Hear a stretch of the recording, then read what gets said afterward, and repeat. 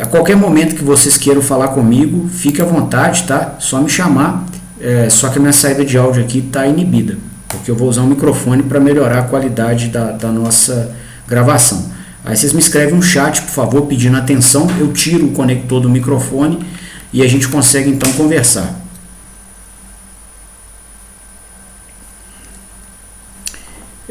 Hoje eu queria iniciar com vocês um módulo dessa disciplina que trata de circuitos trifásicos.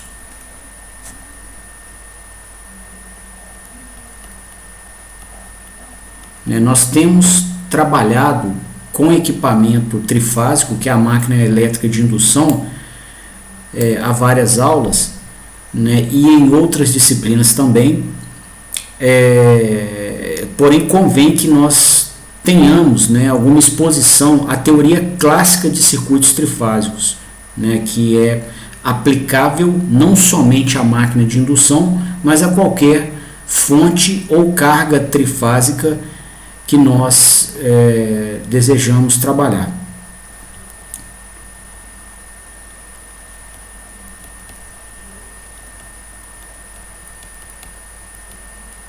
E para começar esse estudo, pessoal, eu gostaria de entender o que justifica o uso de um sistema trifásico.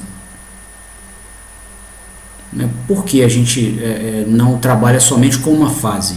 Né? De onde que nasce a necessidade do circuito trifásico?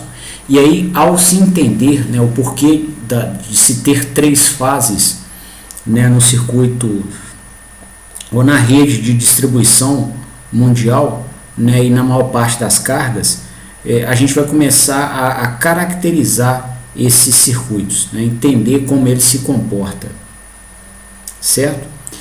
Bom, para isso eu gostaria de iniciar com um sistema monofásico. Eu vou considerar aqui um alimentador para esse sistema monofásico com uma tensão VA. E ele vai alimentar uma carga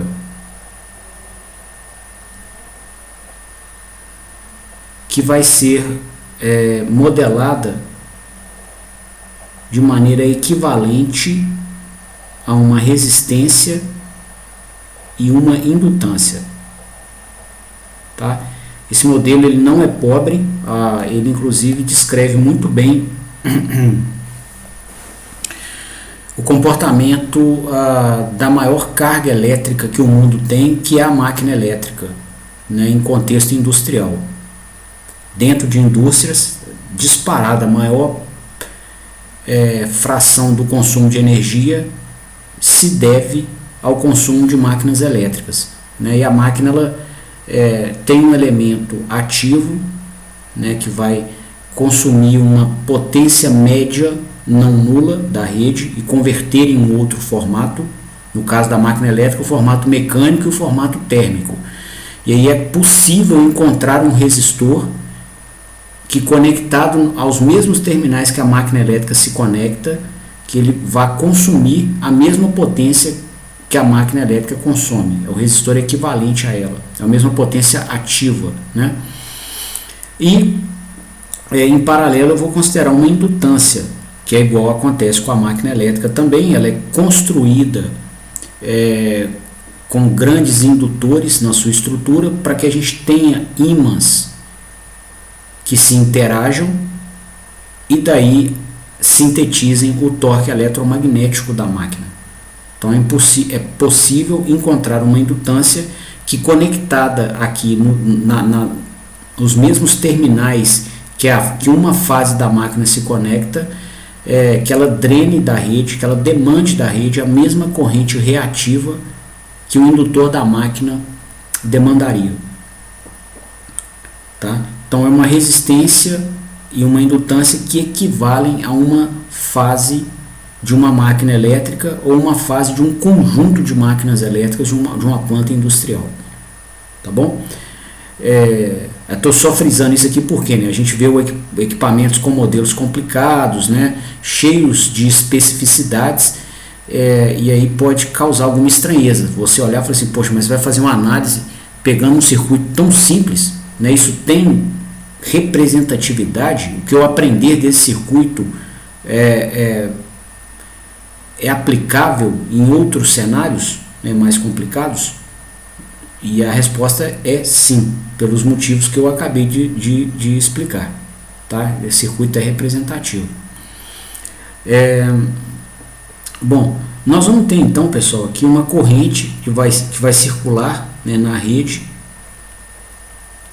aqui, entre a fonte e a nossa carga, né? E nós vamos ter essa corrente da rede dividida aqui. Parte dela vai ser a corrente na resistência e parte dela vai ser a corrente na indutância. Ok? Então a gente pode dizer aqui que a corrente que circula na rede, né, pela segunda lei de Kirchhoff, né, aplicada a esse nó aqui, ela vai ser igual a soma entre a corrente da resistência mais a corrente na indutância. Tá? Nós vamos assumir um determinado formato para o sinal de tensão da rede, que vai ser esse aqui, vai ser uma cossenoide com uma amplitude V máximo, Vm, uma frequência ômega e um defasamento angular 0 graus. Né, uma cossenoide é totalmente definida por amplitude, frequência e defasamento angular. Então a gente vai ter esses parâmetros caracterizados dessa maneira. Bom, com essa tensão e os elementos de circuitos que nós apresentamos, nós podemos dizer o seguinte, que a corrente no resistor vai ser dado pela relação pela razão entre a tensão e a resistência. A gente vai então observar que a corrente no resistor ela vai ser um sinal cossenoidal com uma amplitude V máximo sobre R, que a gente vai chamar de I máximo 1.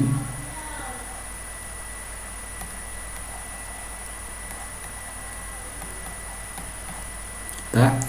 Também vai ser um sinal cossenoidal, né? A relação entre tensão e resistência é uma relação de proporcionalidade. Então, se a tensão é cossenoidal, a corrente aqui também vai ser, né? Então, são dois sinais em fase. Tá? Nós vamos desenhar isso daqui a pouco. Já a corrente na indutância, né, a relação entre tensão e corrente na indutância é a seguinte, né, V é L dI dt. Então a corrente no indutor vai ser igual a 1 sobre L vezes a integral da tensão no tempo. E a tensão que existe ali é a própria tensão da fase A da rede.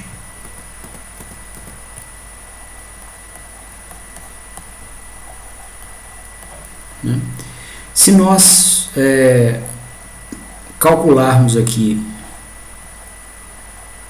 a integral da tensão, que é a integral do V máximo cosseno de ômega t,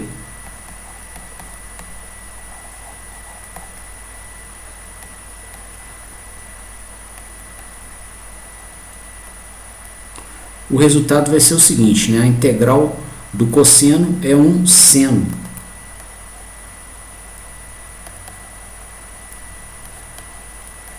Né? Para você derivar esse seno de ômega t e voltar a ser cosseno, você vai ter que ter um ômega dividindo aqui. Né? Então a gente observa que a corrente no indutor vai ser um sinal cossenoidal atrasado de 90 graus, né? O seno é um cosseno atrasado, tá? Com uma amplitude que vale V máximo sobre ômega L, né? Inclusive esse ômega L aqui é o valor, né, do módulo da reatância indutiva, ok? Bom, para melhorar nosso entendimento desses sinais físicos, a gente vai desenhá-los.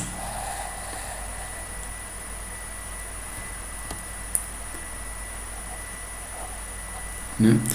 Então, o nosso sinal de tensão, que foi utilizado aqui como uma premissa né, gera uma verdade inicial da modelagem, tá? Ele tem essa característica, um cosseno sem defasamento, então ele passa no pico no instante zero.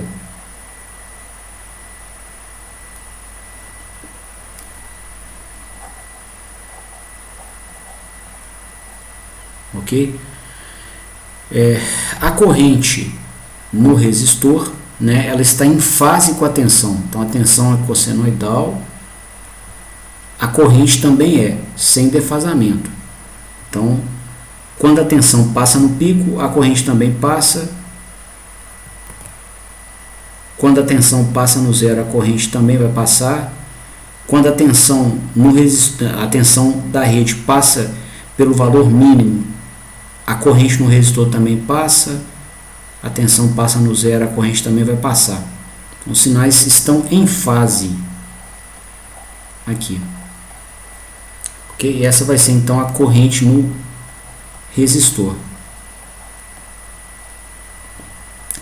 Já a corrente na indutância é um sinal que está 90 graus atrasado da tensão, né? Um seno é igual a um cosseno atrasado. Então, 90 graus aqui do sinal de tensão vai ser esse instante de tempo aqui, ó. Então, se a tensão passou no pico no instante zero, a corrente passa no pico 90 graus depois. Se a tensão passa no zero nesse instante de tempo, a corrente na indutância passa 90 graus depois. E aí, seguindo essa sistemática, a gente vai caracterizar este sinal aqui para a indutância, para a corrente na indutância.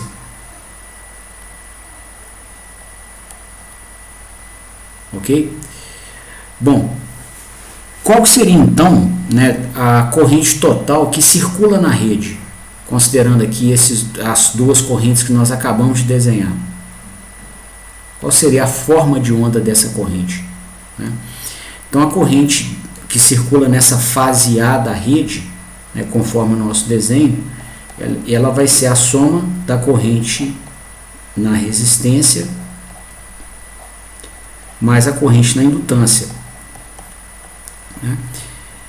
A corrente na resistência, ela tem essa forma de onda aqui, ó, essa característica, e máximo cosseno de ômega t, né, com essa amplitude M1, e a corrente na indutância, né, até para simplificar a notação aqui, eu já vou caracterizar a amplitude dela, I máximo 2, seno de ômega t, tá? Então já vamos usar essa definição aqui embaixo.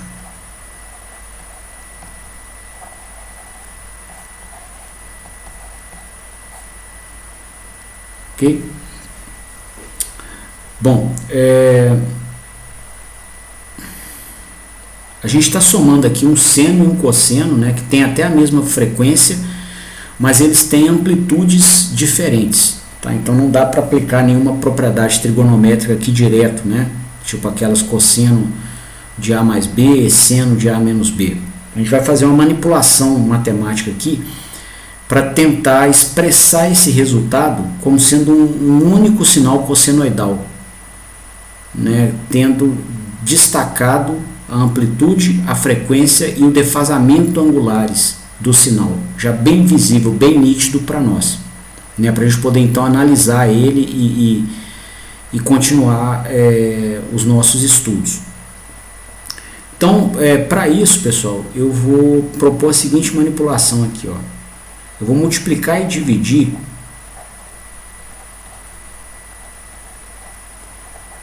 o segundo lado dessa igualdade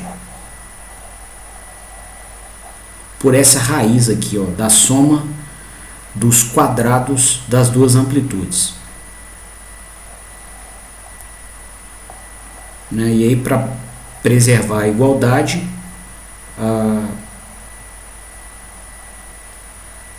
esses termos, né, que a gente está trabalhando, eles teriam que ter essa estrutura aqui, ó.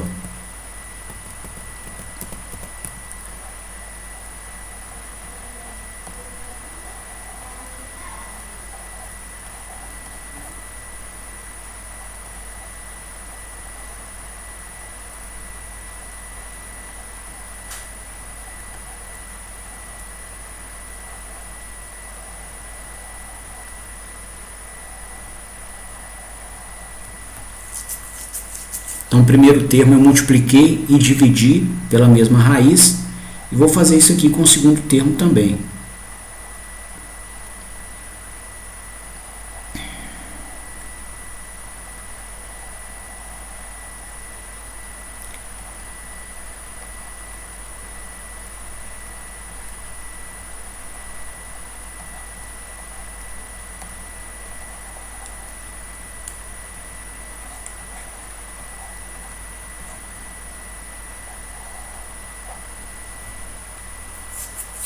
Tá? Bom, o que a gente observa, pessoal, com essa expressão aqui? Esse termo que eu vou marcar aqui, ó, seguramente ele é menor do que 1, né? Porque a gente está pegando o IM1 e dividido pela raiz de M1 ao quadrado mais IM2 ao quadrado. Tá? Então ele é menor ou igual a 1. Tá? O máximo valor que ele pode ter vai ser 1 quando, por exemplo, o IM2 valer 0, tá? Se o IM2 valesse 0, ok? Então é verdade, ele é um número positivo menor ou igual a 1. E esse segundo termo aqui também é. Né? Seguramente aqui o denominador ele vai ser maior ou igual ao numerador. Então o resultado da fração vai ser menor ou igual a 1 com certeza. Tá? Bom, com isso então, a gente pode garantir, né, que existe aqui algum ângulo gama cujo cosseno de gama seja igual a essa parcela. Porque cossenos de ângulos resultam em funções menores ou iguais a 1. Né? E vai existir, né, esse mesmo ângulo gama de tal forma que o seno dele seja igual a essa parcela.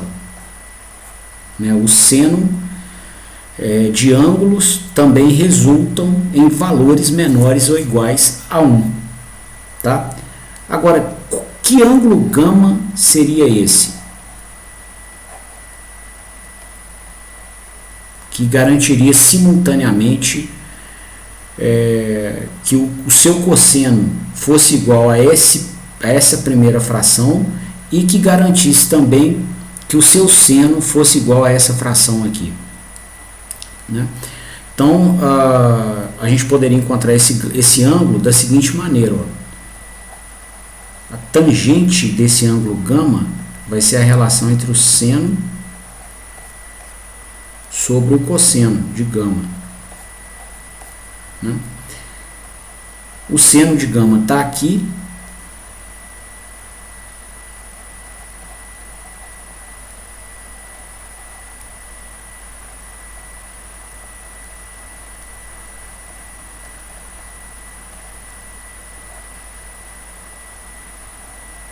Né? Dividido pelo cosseno de gama que está aqui, ó, nesse outro termo destacado em pontilhado. Tá? Como ele está aqui no denominador, vou multiplicar pelo inverso dele.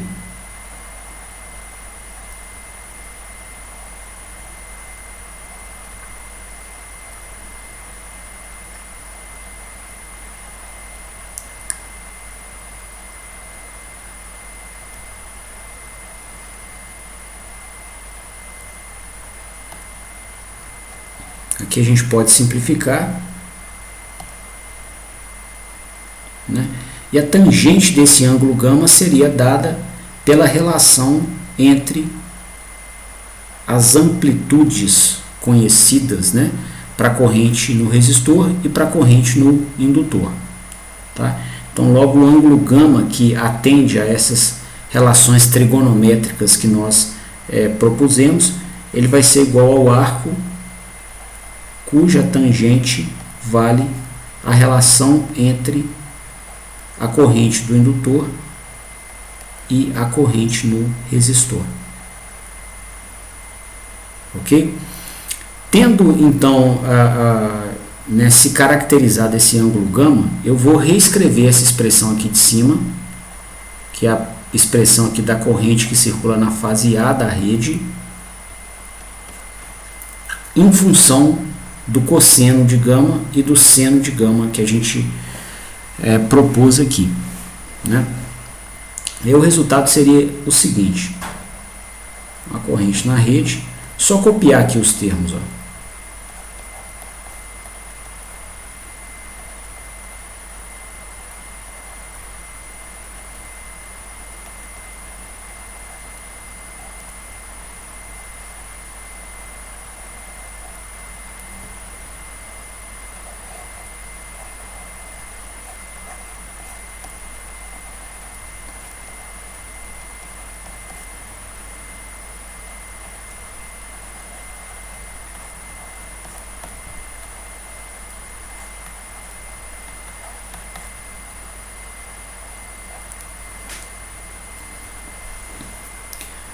Bom, agora sim nós temos, né, a expressão em colchetes com o formato de uma identidade trigonométrica ou de uma propriedade trigonométrica conhecida, né? Tá aqui cosseno A, cosseno B, mais seno A, seno B.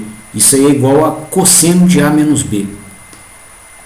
E a gente então pode finalizar aqui a nossa caracterização da corrente que circularia na rede, né, no formato canônico que a gente expressa cossenoides, com amplitude, que seria esse termo, frequência ômega, e defasamento angular, que é o ângulo gama. Tá? Então o que a gente observa aqui? Que essa corrente que vai circular na rede, ela tem uma amplitude maior do que a amplitude da corrente no resistor, e a amplitude dela também é maior do que a amplitude da corrente no indutor. Tá? A corrente no resistor tinha um defasamento zero, né? A corrente no indutor tinha um defasamento 90 graus. Esse ângulo gama aqui, que é o defasamento da corrente na rede, é alguma coisa entre 0 e 90. Alguma coisa no meio do caminho, né? E o valor desse ângulo, inclusive, está aqui, ó. É dado pela relação entre as amplitudes das correntes. Então, se o sistema estiver muito indutivo, né, e o IM2 for muito grande, tá? Você vai ter esse ângulo próximo a 90 graus. Se o sistema tiver muito resistivo, a amplitude da corrente no resistor ou da corrente ativa, né, que é convertida a outro formato, se ela for muito maior do que a corrente no indutor, isso se aproxima de zero. Tá? Então, o arco cuja tangente é zero é o arco de 0 graus. Tá? Então, esse defasamento angular se aproximaria a zero, né, seguindo a tendência da maior carga, que seria o resistor. Ok? Bom, em linhas gerais, né, a gente pode desenhar esse sinal aqui junto às nossas outras formas de onda da seguinte maneira. Ó. Você tem um ângulo de 0 graus, um ângulo de 90 graus, né? Vou marcar ele aqui. Aqui a gente tem o pico da corrente no indutor, aqui o pico da tensão e da corrente no resistor, e o nosso sinal de corrente na rede, ele teria o seu pico aqui entre 0 e 90, em algum local aqui, com uma amplitude maior do que a amplitude da corrente no resistor, que é o sinal azul, e do que a corrente no indutor, que é o sinal verde. Então seria uma coisa assim, por exemplo, ó, né, com a mesma frequência deles. Tá? Então, ele passaria no pico aqui, por exemplo. Ó.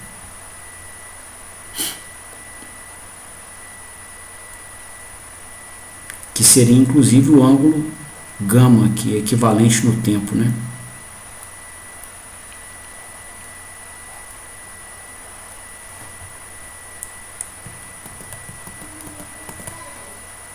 Ô, Gustavo, só fechar o sinal aqui, a gente já conversa, só um minutinho.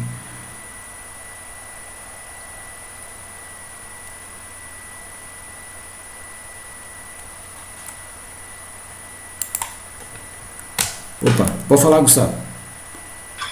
Ô, Léo, Sim? pela relação entre tensão e corrente, gama só com sinais de tensão também, mano? Se você oscilografasse a tensão e a corrente na rede, aí daria para achar o ângulo, né?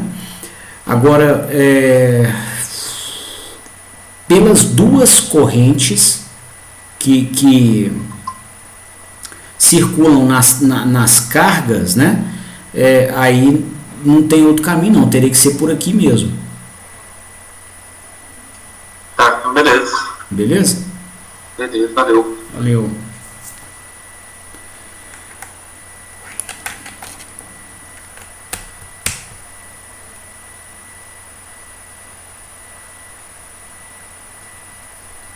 Aí a gente poderia então encontrar o ângulo gama, ou colocar ele aqui, né, no eixo do tempo, como sendo o tempo equivalente, né, a gama graus elétricos.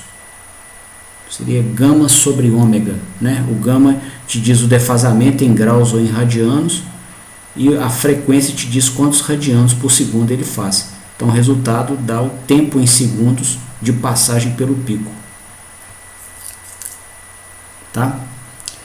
Bom, então aqui, pessoal, nós temos caracterizado, né, o nosso sinal de corrente e tensão, né, disponibilizados pelo alimentador do sistema, e a gente pode então agora caracterizar a potência que seria disponibilizada pela fonte e consumida pela nossa carga, nossa associação RL. Tá? Bom, qual seria o valor dessa potência, né? Ela seria dada pelo produto tensão corrente.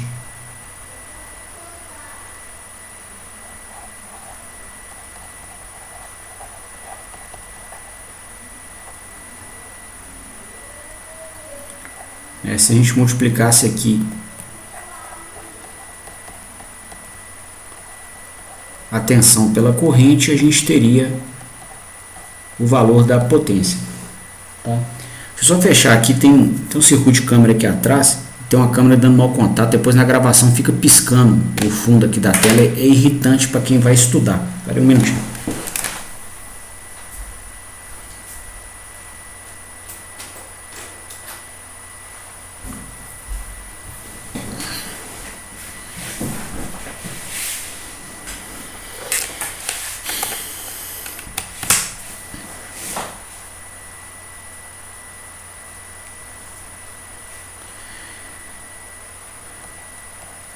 Vamos ver qual que seria a característica dessa potência, né, no nosso sistema monofásico. Então a tensão ela teria essa forma de onda aqui, esse sinal, né, V máximo cosseno de ômega t. A corrente na rede, para simplificar a notação, né, para não ter que escrever essa expressão, essa raiz grandona aqui toda hora, eu vou denominar a amplitude dela como sendo um IM, I máximo. Tá? Aí o resto do sinal é idêntico, cosseno de ômega t menos gama. Então já usando essa notação aqui embaixo, né, a corrente teria essa característica aqui, ó.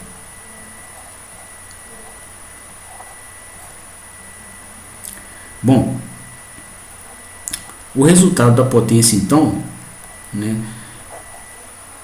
seria dado aqui pelo produto V máximo e máximo. Aqui, ó, a gente já tem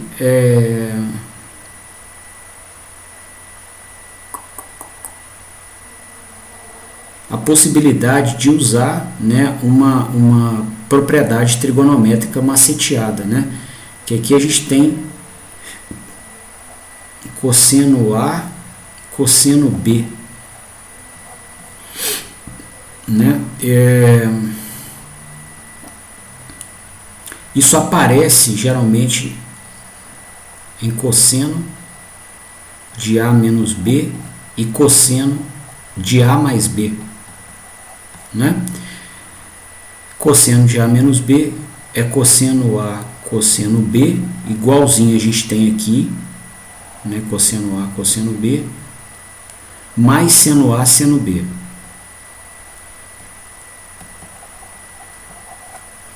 E cosseno de A mais B também tem cosseno A, cosseno B, igual a nossa expressão, menos seno A, seno B. Né? Então, se a gente subtrair esses dois termos, aqui, ó, né? Ou melhor, se a gente somá-los, era a mesma coisa que somar aqui e somar aqui, ó, né? Seno A, seno B, menos seno A, seno B, se cancela, né? Então, a gente vê o seguinte, ó, que cosseno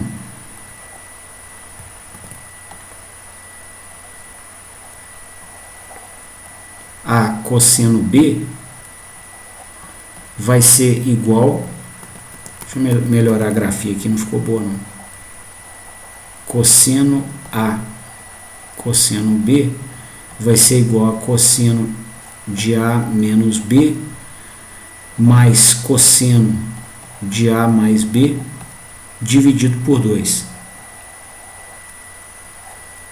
Ok? Então, vou aplicar isso ao nosso cenário, onde a gente tem aqui também cosseno A, cosseno B.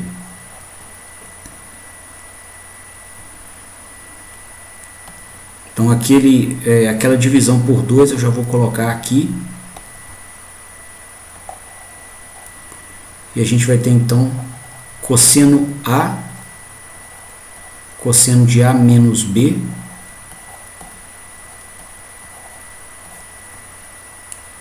mais cosseno de A mais B.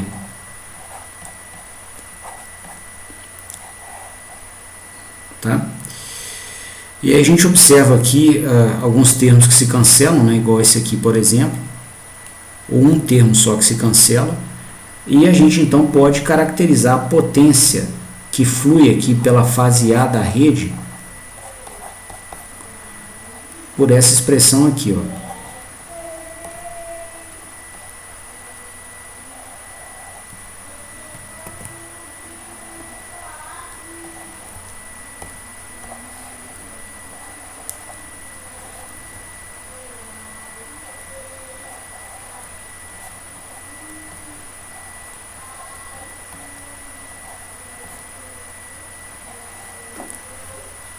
Certo?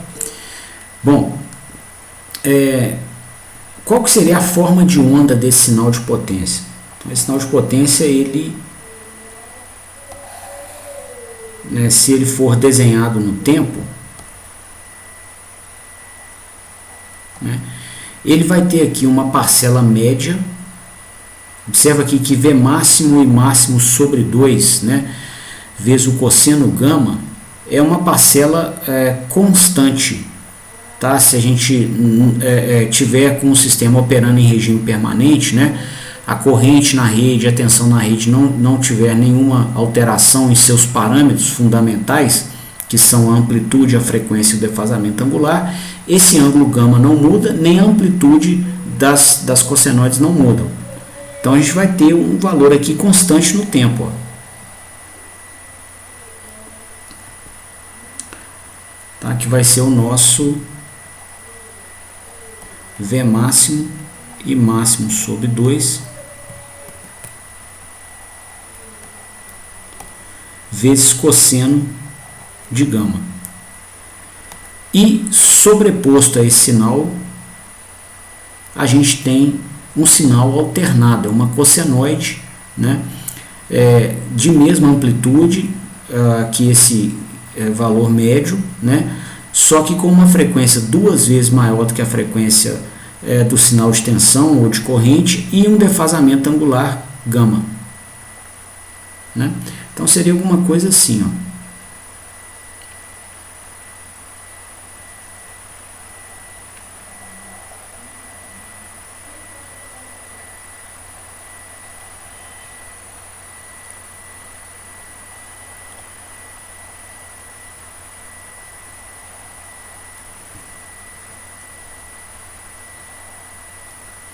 Ok? Então é a segunda parcela ali do sinal de potência, né, que é a parcela alternada do sinal de potência.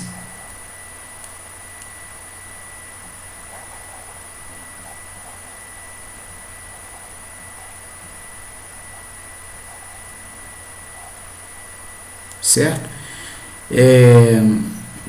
E até fazer uma errata aqui, pessoal, esse sinal vermelho já nem é a segunda parcela não, já é a potência inteira, né? Aqui a cossenoide sozinha teria um valor médio zero, né? Teria que ser alguma coisa aqui assim, ó.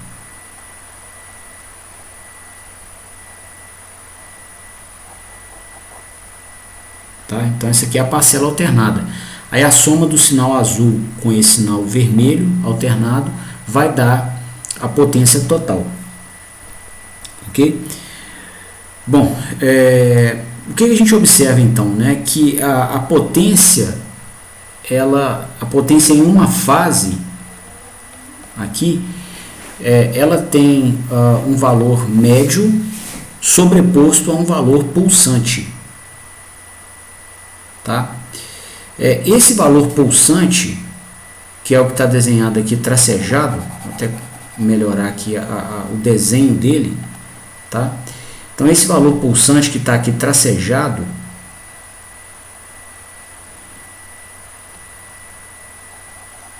caracteriza, né, uma energia fluindo da fonte com valor médio nulo. Concorda? Então a energia ela é a integral da potência no tempo.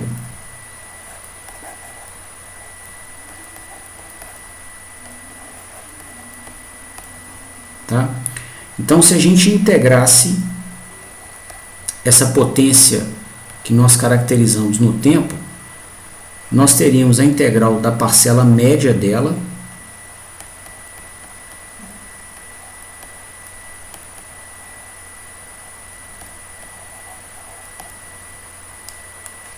mais a integral da parcela pulsante.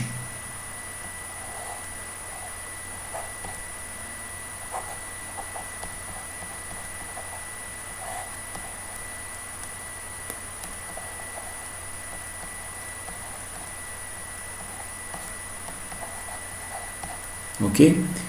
Que é a integral desse sinal pontilhado que a gente desenhou aqui, né? E aí, como a gente sabe, né, essa integral ela pode ser dada pela área sobre a curva da função que está sendo integrada. E o que a gente observaria então para a parcela pulsante, né? Em sucessivos ciclos de operação, a energia correlata a essa parcela pulsante de potência dá zero. O valor médio dessa energia em cada ciclo. Tá? Por quê?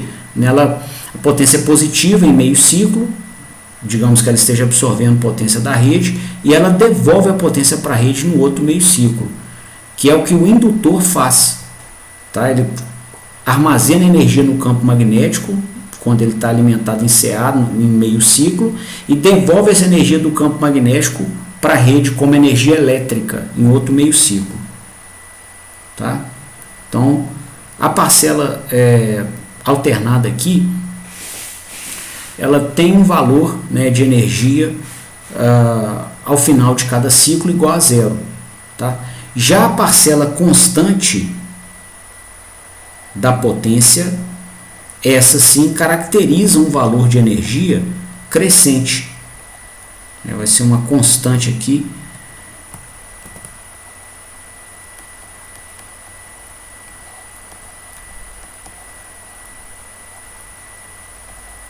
Né? Vai ser uma energia que vai crescer continuamente no tempo. Tá? Então, para fins de tarifação, né, e planejamento do sistema elétrico de potência, essa parcela média da potência é a única responsável pela demanda energética do sistema. Tá? E então ela recebe um nome especial, ela é chamada de potência ativa.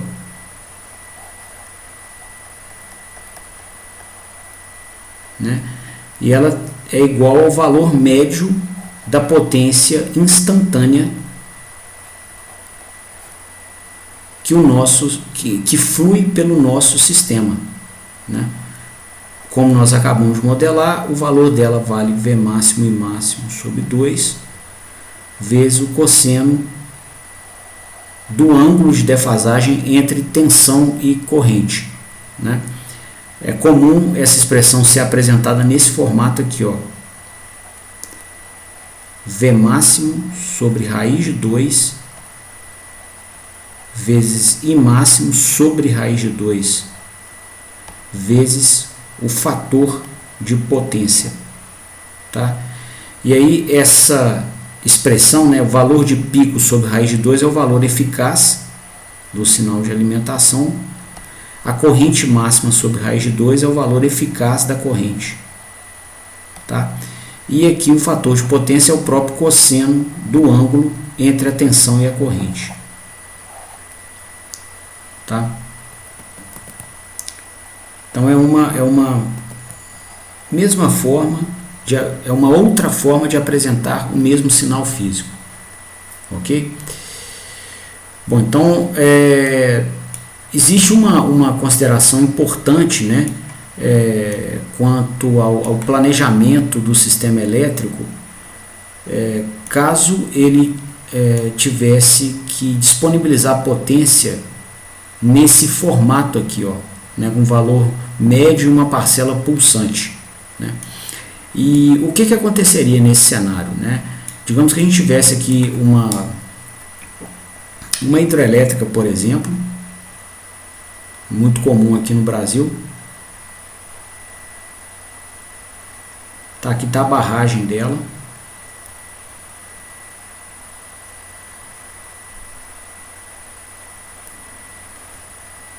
Aqui tem água,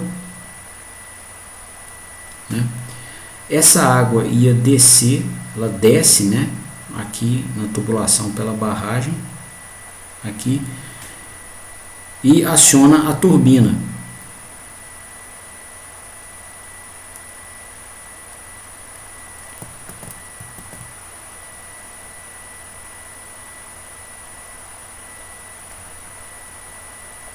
A turbina aciona o eixo do rotor da máquina,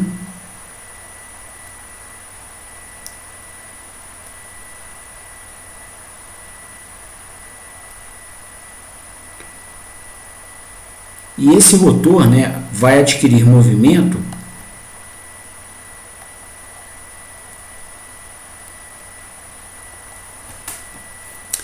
e vai promover a rotação de ímãs que são montados na sua estrutura. Então você tem aqui, né, o polo norte e o sul de ímãs, né, montados aqui, seja um ímã in natura ou um eletroímã, tá? Então de fato vai existir um ímã no circuito do rotor. E nós vamos então montar uma bobina aqui, ó, que vai receber o fluxo magnético desse ímã, né? Como existe movimento mecânico, esse fluxo magnético vai variar, vai crescer quando o polo norte vai passando aqui, depois ele reduz, depois vira polo sul, as linhas de campo trocam de sentido, né? Cresce quando chegar no pico do polo sul, reduz de novo, vai a zero, cresce polo norte. Então você vai ter um fluxo magnético variável no tempo aqui. Com isso, então, né, a gente teria a tensão disponível aqui na nossa fase A para alimentar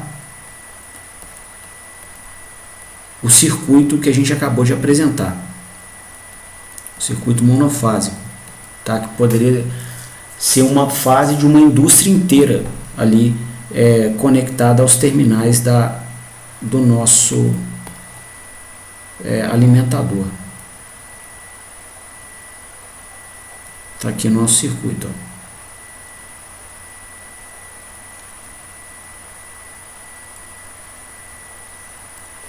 Ok? Bom, pela primeira lei da termodinâmica, se o nosso sistema elétrico está demandando essa potência PA, que a gente caracterizou aqui, né, que é essa parcela média com a componente pulsante, né, a nossa fonte primária de potência mecânica também deveria disponibilizar potência pulsante, né? A nossa fonte primária aqui, ela disponibiliza potência no formato hidráulico, tá? Então, se o nosso PA, né, a potência elétrica, tem uma parcela pulsante, a nossa potência hidráulica também vai ter que ter uma parcela pulsante, tá? Porque, salvo pequenas perdas, né, do sistema, a potência de saída do gerador, ela vai ter que ser basicamente igual à potência de entrada, tá? Bom, agora vocês imaginem a dificuldade que seria variar aqui, ó, o damper que regula a vazão de água, tá? Digamos que ele tem um eixo de rotação aqui assim, ó, e a gente tem que regular esse damper, tá? Abrindo e fechando na mesma frequência do nosso sinal de potência, tá? Então observe inclusive que a parcela pulsante do nosso sinal de potência tem uma frequência 2 vezes maior do que a frequência do sinal de tensão da rede, tá? Então nós estamos falando aqui no sistema elétrico brasileiro, por exemplo, de 120 Hz, né? Então, para conseguir alimentar o nosso sistema com uma potência que varia nessa frequência, uma parcela de potência que varia nessa frequência, a gente teria que chegar aqui na nossa unidade de geração e abrir e fechar esse damper aqui, ó, 120 vezes por segundo, tá? E essa operação, ela é impossível. O sistema não tem aqui torque suficiente para promover essa variação tão rápida, né? Igual a gente viu lá no curso de integração, né? Os sistemas têm banda passante limitada. Então, no contexto de uma hidrelétrica, né, com muita vazão de água, um tubo enorme, tá? Itaipu, por exemplo, o tubo tem 10,5 metros de diâmetro, tá? É muita água por turbina. Então, tentar promover variações na vazão, né, abrindo e fechando o damper, e essas variações na vazão se justificam por quê, né? Que a gente quer variar a potência, e a potência é o produto da pressão vezes a vazão, tá? A pressão aqui ela vai ser muito sensível, né, com a altura da coluna d'água. Então a gente vai conseguir variar a pressão com mais afinidade se a gente variar a vazão, ok? Quantos metros cúbicos por segundo de água que estão sendo injetados na turbina aqui do gerador, ou no coletor do gerador, melhor dizendo. Então, para promover essa variação de vazão, a gente tem que variar aqui, né, o ângulo dessa válvula que restringe a vazão do fluido, que é o damper, né? E aí é uma válvula enorme, né? Ela existe, você consegue promover, né, variações aqui na vazão, mas isso não é factível a alta frequência. Não tem como pegar uma pás do tamanho que a gente usa numa hidrelétrica e fazer isso a 120 vezes por segundo, tá? Então, a topologia do sistema aqui nesse formato monofásico que a gente estudou, ela é inviável. Não tem como promover geração em alta escala com o sistema monofásico, porque você não vai conseguir atuadores mecânicos que consigam variar a potência da fonte primária na mesma frequência da parcela pulsante da potência do lado elétrico. Ok? Então o sistema monofásico em grande escala ele inviabiliza a geração. Não tem como, não consegue atuador mecânico para variar na frequência da parcela pulsante da potência elétrica. Tá? Então a gente precisaria de alguma forma de conseguir criar uma potência total que tivesse só um valor constante, uma potência elétrica que tivesse só uma parcela constante, tá? Uma potência elétrica total, ok? Isso seria possível, né, até olhando aqui para os nossos sinais, se a gente conseguisse conectar aqui ao nosso gerador dois novos circuitos que tivessem, né, a mesma parcela média de potência, por exemplo, mas que tivessem uma parcela alternada defasada aqui de 120 graus da parcela alternada da potência na fase A.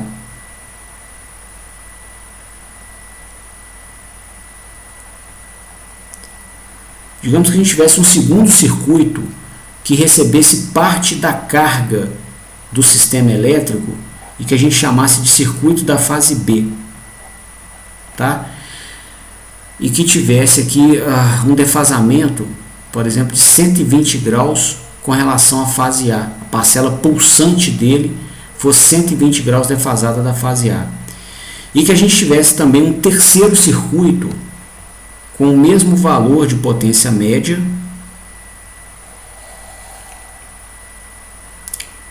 um circuito monofásico que a gente chamasse de fase C, né? E que tivesse a sua parcela pulsante igual da fase A e da fase B. Ele vai ter a parcela pulsante com certeza, mas que ela fosse defasada de 120 graus com relação às outras duas.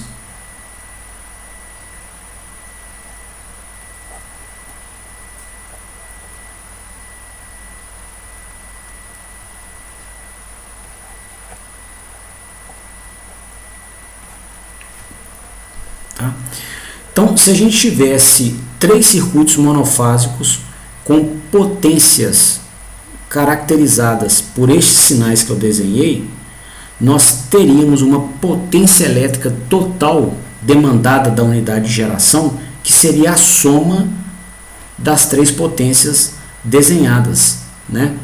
Então você teria aqui uma potência elétrica total, que seria a soma da potência da fase A, do circuito monofásico da fase A, mais o circuito monofásico da fase B, mais o circuito monofásico da fase C. Tá? E aí, pessoal, o que nós teríamos nesse cenário, né? O circuito da fase A, ele tem uma parcela média, que é a potência ativa,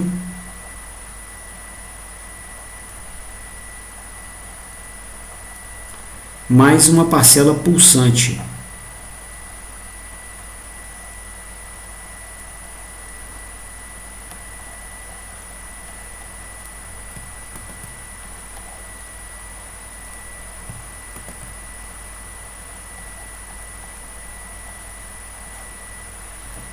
Essa seria a potência da fase A, né? A potência numa segunda fase,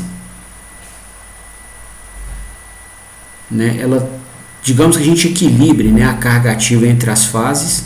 Isso é importante também, nós vamos ver depois. Ela teria a mesma parcela média e uma parcela pulsante com a mesma amplitude, tá? Porém defasada de 120 graus.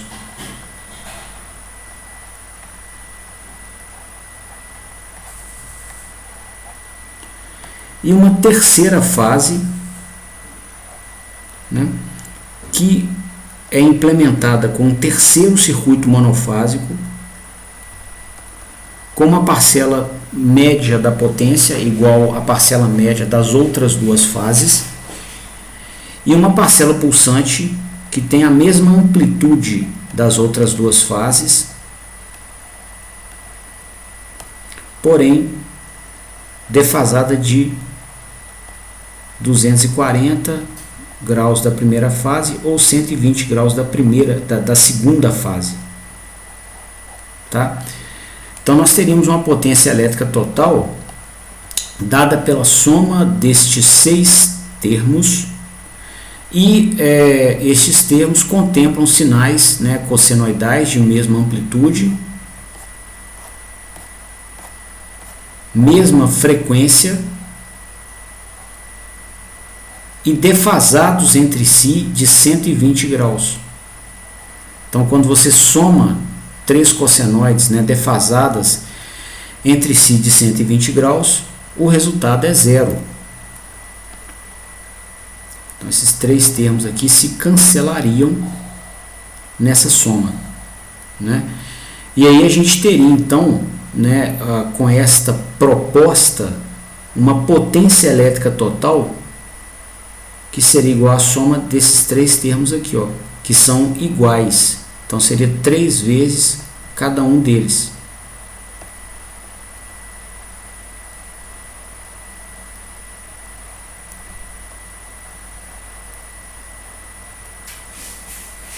Né?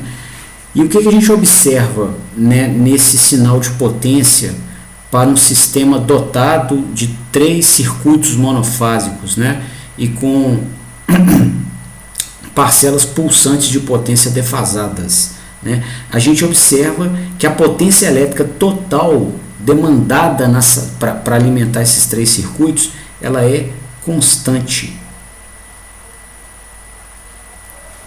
tá?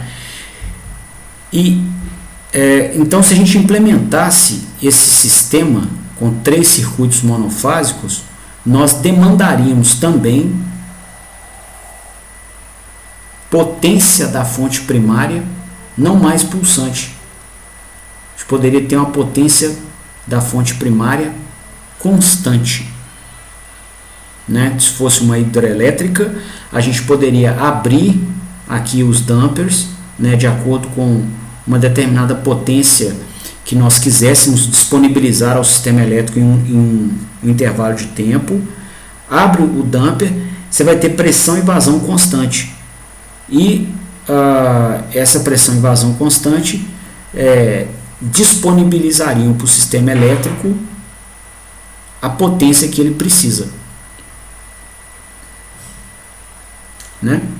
Agora, como fazer isso? Observa que a gente fez uma proposta aqui, ó, no mundo dos sinais, né? A gente olhou para o nosso modelo matemático, aprendemos com ele o que estava inviabilizando a geração, fizemos uma proposta no mundo de sinais para poder viabilizar essa geração, né, que era sintetizar parcelas pulsantes de potência defasadas entre si.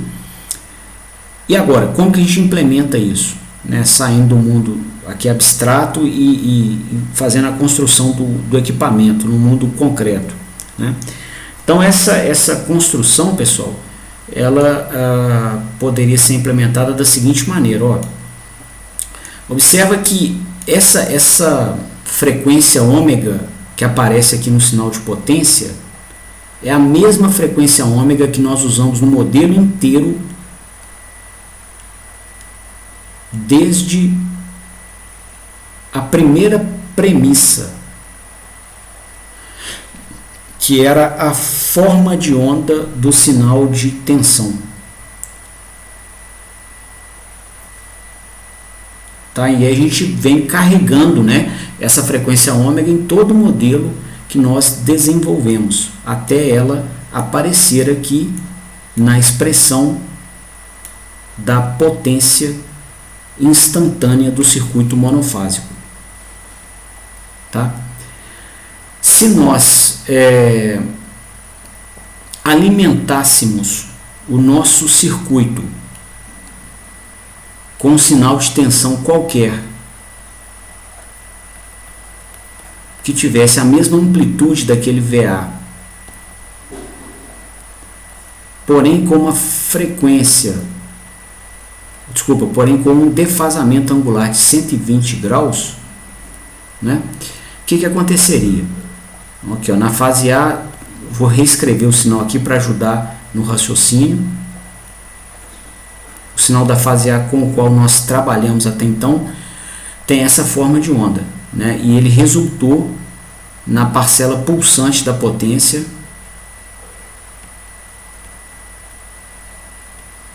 com essa estrutura aqui, ó.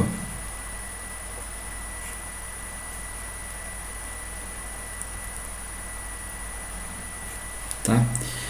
Então, todo modelo que a gente fez, ele poderia ser repetido assumindo uma tensão aqui na fase B, aplicada na mesma carga elétrica. Tá? Então, todo o resultado seria igual, né? Todos os sinais que nós modelamos a partir de VA, eles apareceriam com esse VB aqui. Só que no lugar onde aparece ômega-T, no modelo que a gente fez com esse VA, apareceria ômega-T menos 120 no modelo que a gente faria com VB. Então você tem uma parcela pulsante da potência, aqui é só pulsante, que seria isso aqui, ó.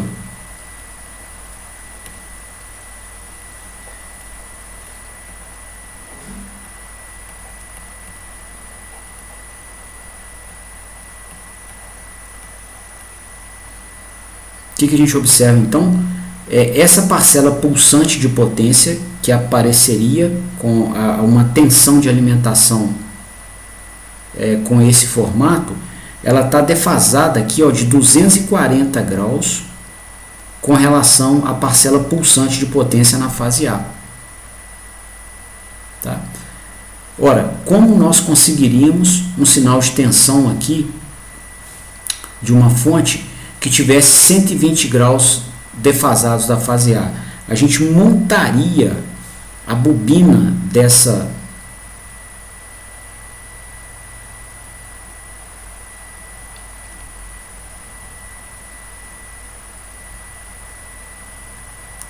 fase, tá? 120 graus defasada da bobina da fase A. Porque aí o que vai acontecer? O mesmo padrão de linhas de campo magnético que entraram na fase A em um dado instante, ele vai fluir pela fase B 1/3 do ciclo depois. Tá? Então a gente conseguiria implementar a ideia que foi proposta aqui no mundo de sinais, construindo o gerador com uma segunda bobina, que a gente vai chamar aqui de fase B, que fosse defasada no espaço, né, do estator aqui, né, o eixo magnético dela fosse defasado do eixo magnético da fase A de 120 graus. Tá? E aí a gente poderia, então, alimentar, né, parte da carga da rede. Né, cujo circuito equivalente aqui a gente está representando com uma resistência e uma indutância. Né? Da mesma forma, para conseguir ter, né, uma potência constante demandada dos terminais elétricos, nós precisaríamos de um terceiro circuito monofásico, que poderia ter a mesma amplitude do circuito da fase A, que foi o que a gente modelou no início da aula, porém defasado de 240 graus com relação à fase A. Né? Então, se a gente fosse calcular a potência que essa fase C disponibilizaria para sua carga, nós teríamos as mesmas expressões que nós levantamos aqui para a fase A. Daria a mesma coisa. Tá? E nós não precisamos repetir o cálculo todo. Basta o quê? Fazer substituição de variáveis, igual a gente aprende no cálculo. Então, onde apareceu ômega T para a fase A, apareceria ômega T menos 240 para a fase C. Então, no resultado aqui da potência, isso também vai valer. Onde apareceu ômega T para a fase A, apareceria ômega T menos 240 para a fase C. Tá? Então, o sinal de potência aqui da fase C, ele está 480 graus defasados com relação à fase A. 480 graus no ciclo trigonométrico é a mesma coisa que aqui menos 120 graus. Tá? Ou um defasamento de 120 graus. Então aqui, ó, se a gente incorporasse mais duas bobinas que alimentassem outros dois circuitos no gerador, nessas duas bobinas seria a fase B e C, nós teríamos com elas parcelas de potência pulsante defasadas de 120 graus, né?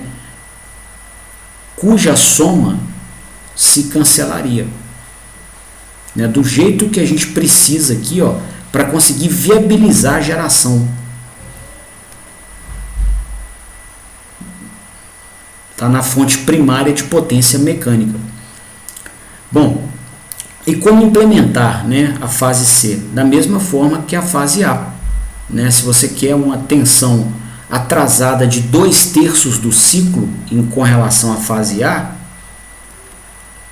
2/3 do período da fase A, nós vamos promover o mesmo padrão de variação de fluxo magnético que a fase A teve sobre a fase C, 1/3 de ciclo depois.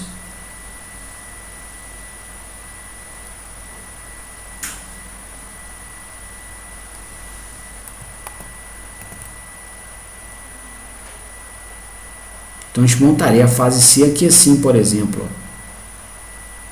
Tá? 120 graus defasada da fase A e da fase B também, né? E aí a gente conectaria ela com um circuito elétrico, né? Montaria o circuito monofásico dela. Tá? Aqui vai carregar o desenho, estou sem espaço, mas seria a mesma carga. Tá? Inclusive a gente busca equilibrar as cargas nas 3 fases. Tá? Então essa é a justificativa, né, pela qual a gente usa circuitos multifásicos. Tá? A gente precisa deles para conseguir viabilizar a geração, né, uma vez que fontes primárias que manuseiam ou pelas quais fluem potências muito elevadas com atuadores muito grandes, elas são incapazes de promover variações de alta frequência na potência disponibilizada para o gerador. Certo? E aí você não precisa ter só trifásico, você pode ter um pentafásico, né? Aí qual que é o segredo, por exemplo? Ó, se o trifásico, né, a gente conseguiu cancelar a parcela pulsante da potência defasando as 3 fases de 120 graus, no pentafásico a gente defasaria de 360 sobre 5, 72 graus. Um hexafásico defasaríamos de 60 graus, 360 sobre 6. Um NA-fásico, que é 9, a gente ia defasar de 360 sobre 9, 40 graus. Tá? Então seria possível outras implementações, também multifásicas, que levariam ao mesmo, a mesma característica, ao mesmo resultado. Tá? Bom, então, tendo-se entendido, né, o porquê de um circuito trifásico, por que 3 fases, né, e tendo-se entendido também uma série de sinais envolvidos e fenômenos envolvidos aqui na operação desse circuito, eu queria ensinar para vocês sobre duas formas de conexões de cargas e fontes trifásicas que são muito difundidas, né, que são as conexões em delta e estrela. Vamos fazê-las aqui.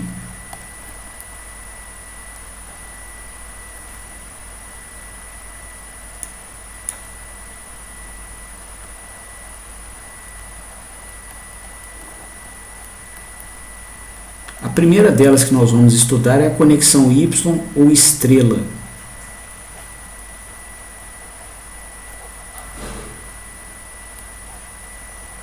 Eu vou chamar aqui de sistemas trifásicos.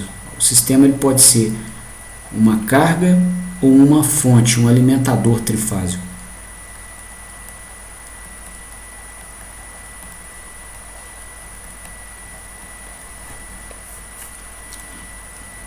Né?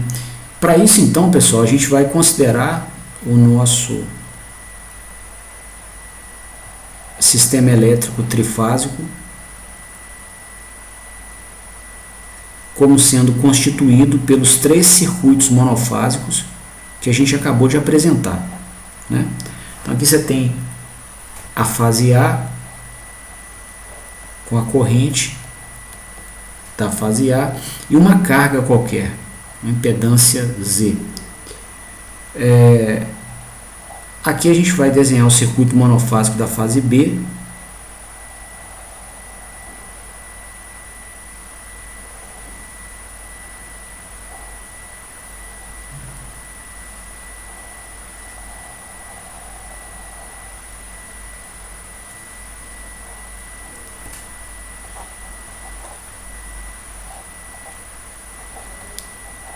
E por último, o circuito monofásico da fase C.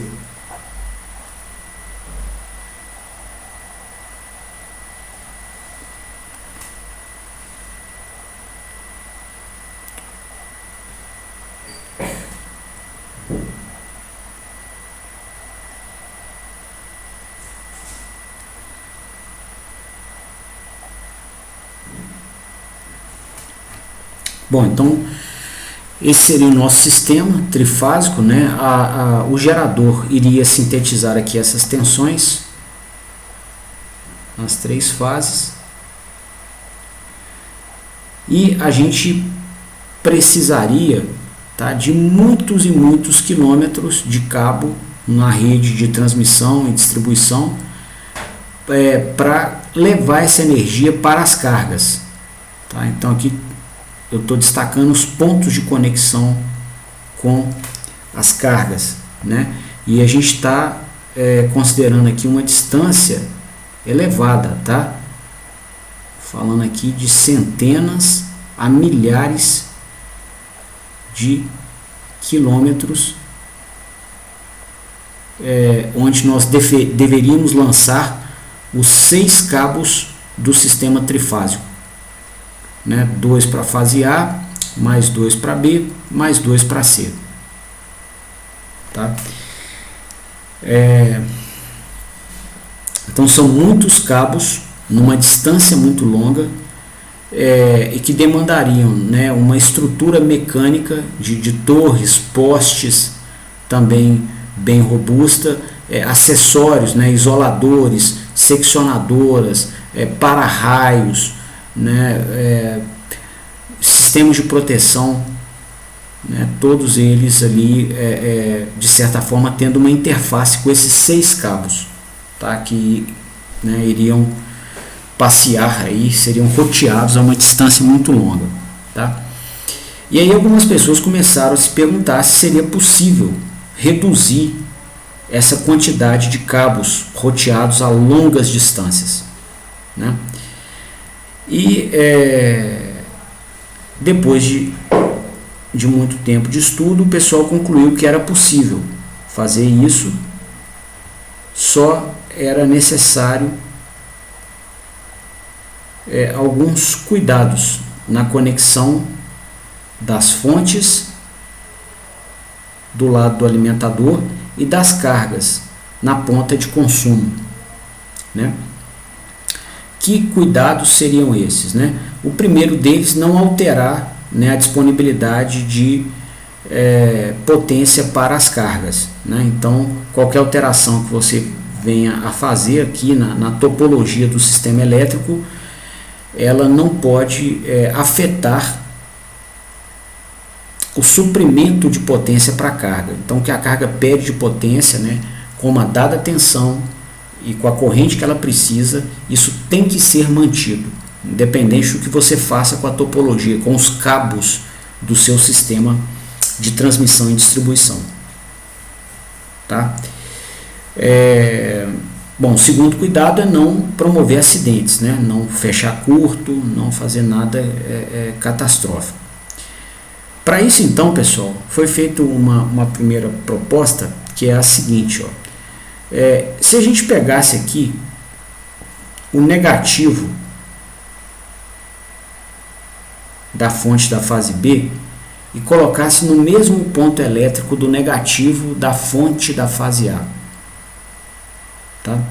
Existe algum problema, né, elétrico? Não, você não está batendo curto, não está acontecendo nada, ó. Aqui, você simplesmente pegou o terminal negativo aqui de um gerador, ou esse terminal aqui de uma bobina, e colocou no mesmo ponto elétrico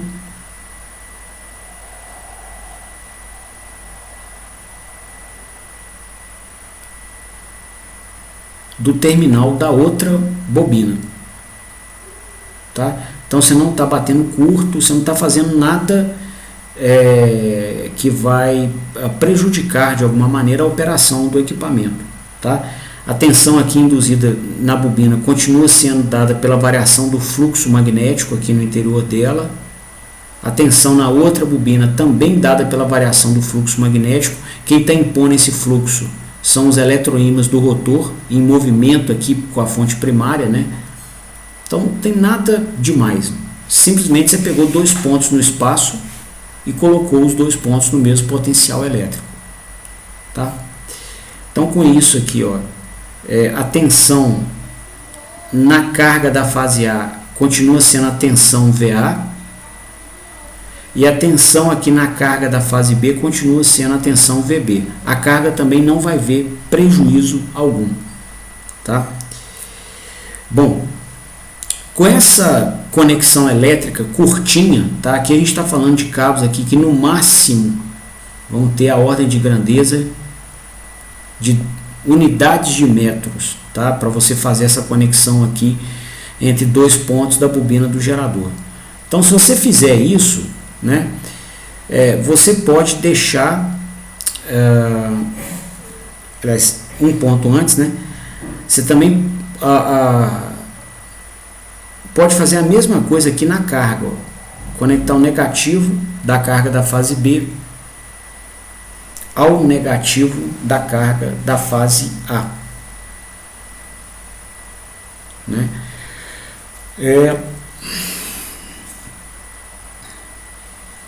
E se você fizesse isso, de novo, né, a tensão de alimentação em cada uma das cargas continua sendo a mesma, né, e você não promoveu o curto-circuito. Não tem nada aqui que vá levar a acidentes, tá? Você só colocou dois pontos elétricos no mesmo potencial, ou dois pontos no espaço no mesmo potencial elétrico, tá? Com essas duas conexões no gerador e na carga, tá? Aqui também você pode ter uma distância curtinha aqui, ó, com esse cabo azul, né? O que vai acontecer, pessoal? Você lançou esse cabo aqui, ó, por quilômetros e quilômetros e quilômetros, em paralelo com esse outro aqui, ó, para fazer a mesma coisa, tá? Que é pegar o terminal negativo comum aqui das duas fontes e levar o negativo das duas cargas aqui, que também é comum entre si. Então, né, fica a pergunta: para que lançar os dois cabos? Você pode chegar e cortar um deles, não lançar.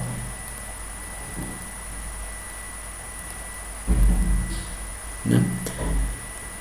Com isso você economiza alguns milhares de quilômetros de cabo de cobre, estrutura, né, que vai ficar mais leve, acessórios de proteção, de suporte, de isolação, e o gerador está operando do mesmo jeito e a carga sendo alimentada do mesmo jeito. A gente observa aqui que o negativo da fonte, da fase A, ele continua chegando no negativo, no terminal negativo da carga da fase A, só que por aqui, passa aqui, aqui, vem pelo outro cabo, esse aqui nós não vamos cortar, tá? E por esse cabinho pequenininho, o potencial elétrico chegaria aqui, tá? Então, o circuito não é afetado, ele está sendo alimentado eletricamente da mesma forma, e às custas de dois cabinhos pequenininhos na fonte e na carga, a gente economizou alguns milhares de quilômetros de cabo, tá? Bom, já que a experiência foi positiva, vamos replicar para as outras fases. A gente pode chegar aqui também na fase C e conectar o terminal negativo da fase C no negativo da B e o negativo da carga na fase C ao negativo da carga na fase B, tá? Então, de novo, a gente teria dois cabos aqui, que é esse da fase B e esse outro aqui, que é o da fase C, os dois passeando milhares de quilômetros, tá? E conectando e aplicando aqui o mesmo potencial. Então você vê, está o negativo aqui da fase B chegando ao negativo da carga na fase B e o negativo da fase C chegando ao negativo da carga na fase C, tá? Então não precisa, você está com dois cabos em paralelo, né, curto-circuitados. Então a gente vai cortar um deles. Esse aqui, por exemplo, tá? E ao fazer isso, a gente de novo não altera os sinais elétricos de alimentação da carga, né? Em um primeiro momento você pode falar assim, poxa, mas você desconectou o negativo da fonte da fase C com o negativo da carga da fase C, né? Não desconectei, esse potencial negativo da fonte, ele vai chegar na fase C por aqui, vai vir pelo cabinho azul, passar por aqui e chegar ao negativo da fase C do mesmo jeito, tá? Então, de novo, às custas de dois cabinhos curtos na fonte e na carga, a gente economizou aqui alguns milhares de quilômetros de cabos do sistema de transmissão e distribuição, tá? Então, a proposta é bem interessante, né? Você reduz cobre, reduz estrutura, reduz acessórios, sistemas de seccionamento, proteção, isolamento, tá? Então é bem interessante a proposta. E, né, existe mais uma simplificação que a gente observa aqui, que é o seguinte, olha só, a corrente da fase A, né, nesse novo circuito, ela vai passar pela carga, passar aqui pelo cabinho, né, de conexão com o neutro aqui da carga e chegar aqui nesse nó, né?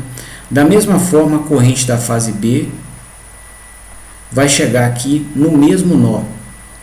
E a corrente da fase C, né, vai passar pela carga, passar por aqui, pelo cabinho de conexão com o neutro, passar aqui e chegar no mesmo nó.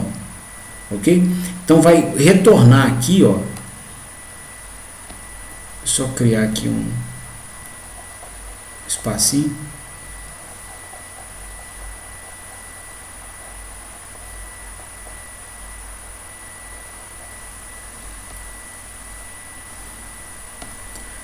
Vai retornar aqui,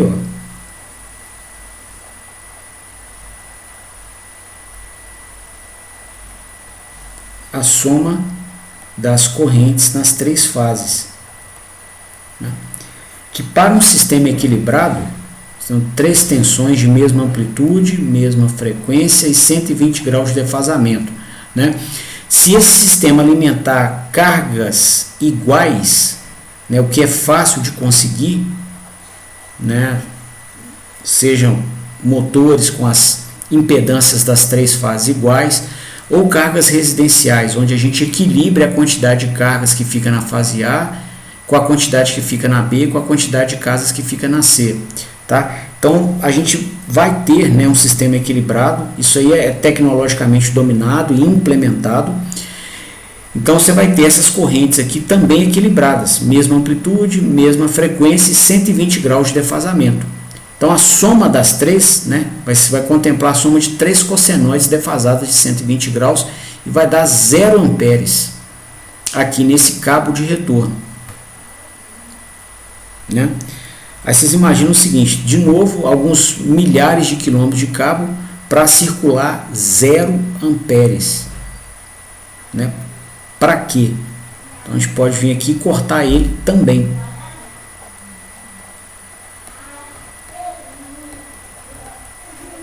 Tá? Com isso, então, pessoal, a gente caracterizou, né, uma topologia para o sistema elétrico que agora é implementado com 3 cabos somente, ao invés de 6, igual era a proposta inicial, né? E para que essa topologia se viabilize, para que seja possível utilizá-la, nós somos obrigados a conectar as fontes e as cargas desta maneira que eu apresentei. Ou seja, os negativos de cada uma das fases têm que se conectar entre si, na fonte e na carga, né? Essa forma, essa conexão, né, ela é mandatória, né? Assim, a topologia aqui é tão interessante para a concessionária que ela não disponibiliza para você 6 cabos, para você montar 3 circuitos monofásicos. Ela só disponibiliza 3, tá? Então, se você quiser alimentar sua carga, você é obrigado a fechá-la, a conectá-la dessa maneira aqui. E o alimentador, né, ou a fonte, é a mesma coisa, tá? E esse fechamento, então, ele é denominado na literatura técnica mundial como conexão Y ou estrela de fontes e cargas, tá? Né? Agora, por que Y? De onde saiu esse nome Y ou estrela? Né? Porque para facilitar a memorização da forma de conexão, esse circuito é desenhado no formato de um Y. Então a gente pega aqui a fase A, que é essa, né? Marca aqui o positivo e o negativo dela. O negativo da fase A vem conectado igual aqui, ó, no negativo da B.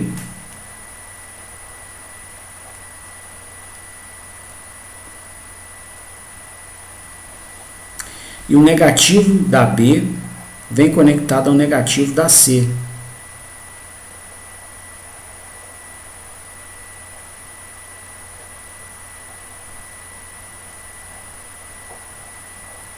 Esse ponto comum de conexão é chamado de ponto neutro, né? E aí cada uma das 3 fases alimenta a sua respectiva carga.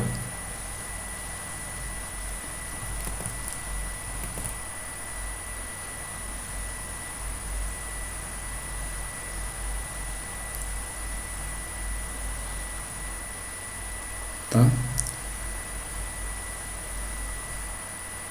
Na carga também vai valer a mesma conexão. Então o negativo da A, ele conecta no negativo da B. Então vamos fazer aqui, ó, aqui está a carga da fase A.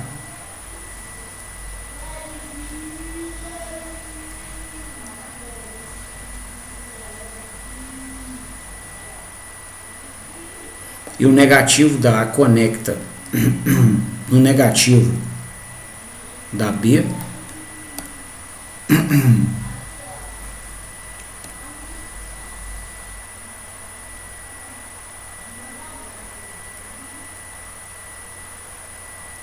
Tá? E o negativo da B conecta no negativo da C, da carga da fase C.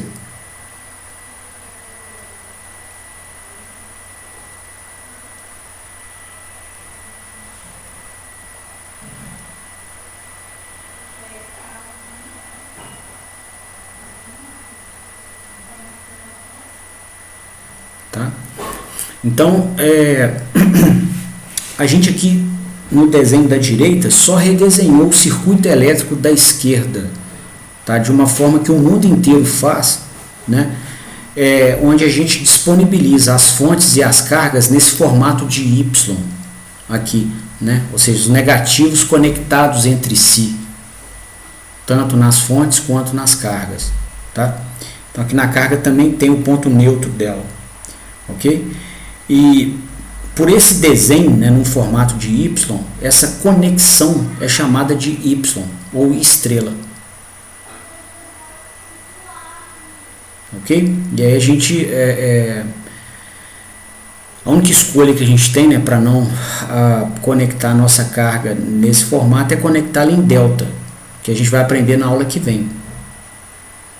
Tá? Mas é fato também na conexão delta que a concessionária disponibiliza para você 3 pontos de conexão aqui, ó, para você montar os seus 3 circuitos monofásicos e não 6 pontos, né? E aí isso para ela é conveniente porque ela economiza muito no sistema de transmissão e distribuição, e para nós não há escolha, a gente tem que fazer o fechamento, a conexão das 3 fases do jeito apresentado aqui, tá? Aí vem um detalhe assim, né? Sistemas elétricos, né, ainda mais quando você está em campo, eles não te dão margem para erro, tá? Se você erra, igual se você faz uma conexão dessa errada aqui e tem um curto-circuito, você não tem tempo de reagir. Se a proteção do sistema elétrico não te salvar, né, você pode ter acidente. Então o pessoal costuma, né, fazer desenhos que ofereçam à mente uma visão clara e rápida da conexão ou das conexões que você tem que fazer. Tá? Então, em elétrica é muito comum ter esses desenhozinhos maceteados aqui, ó, para minimizar o risco de acidente. Tá? Comum ter nomes maceteados também, apelidinhos para conversores, para algumas máquinas, né? Para conexão do sistema, exatamente para trazer para a mente uma lembrança fácil e rápida do que é aquilo que vai ser conectado e minimizar o risco de acidente. Tá? Aí essa abordagem ela tem muito sucesso pelo mundo. Você vai ver a literatura técnica e os profissionais do mundo inteiro conversando, né, com desenhos, trocando material técnico com os desenhos feitos dessa maneira. Tá? Bom, meu recado hoje, pessoal, é só esse. Eu então vou encerrando por aqui. Queria falar para vocês, né, para quaisquer intervenções que vocês queiram fazer, saber se vocês entenderam, tá? Eu estou à disposição. Tranquilo por aqui, Léo. Beleza, eu Gustavo. não consegui acompanhar as anotações, não, mas depois eu pego na gravação. Beleza. Valeu. Marcelo, alguma consideração? Por mim, então tá tranquilo. Beleza, então. Então tá, pessoal. Então, na ausência de outras dúvidas e considerações, eu vou me despedir de vocês, agradecer a presença, né, desejar uma boa noite, um bom fim de semana, né, um feriado bacana. E aí a gente se vê de novo, então, na sexta-feira que vem, às 19 horas. Beleza? Até lá, então. então, Léo. Boa noite, hein? Boa noite, Marcelo. Valeu, obrigado. Boa noite.